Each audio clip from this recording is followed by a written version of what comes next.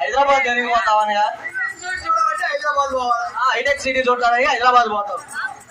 మరి నెంబర్ 1 ఆడగురం కావాలంటే ఆడకపోతావనయ్యా?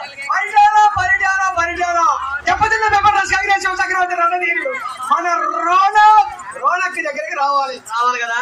వచ్చినప్పుడు అదే ఎలా వస్తుంది?